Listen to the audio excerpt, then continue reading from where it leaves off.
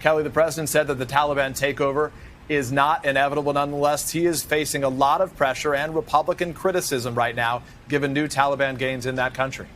In many ways, Peter, this speech and the questions and answers the president offered were about addressing the questions and criticism and concerns in the public and certainly among some of his political adversaries about this position he is taking as commander in chief.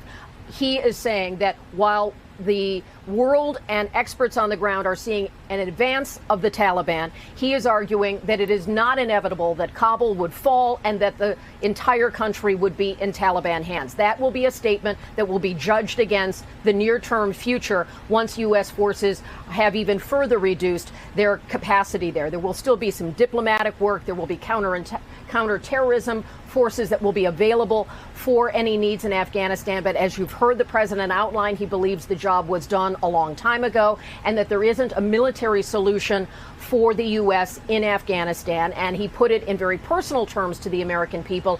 Would you send your own son or daughter? He acknowledged that there are prices to be paid and challenges ahead by making this decision. There is the ongoing effort to remove Afghan nationals who've been serving as translators, interpreters, and allied with the United States, supporting U.S. forces there. That job is over, and getting them out safely is a big task into the many thousands of individuals and their families. Also talking about the real-life threat to women and girls, and the president putting that right back on the Afghan people to say they must have their own government, they must be under self-rule, and it is not a job for the American people through their U.S. military. Bloodshed that may come, he says, is not the responsibility of the United States. He also noted this is not a mission accomplished moment.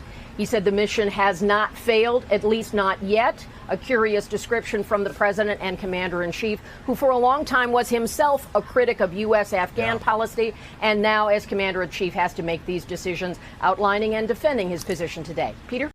Hey, NBC News viewers, thanks for checking out our YouTube channel. Subscribe by clicking on that button down here and click on any of the videos over here to watch the latest interviews, show highlights, and digital exclusives. Thanks for watching.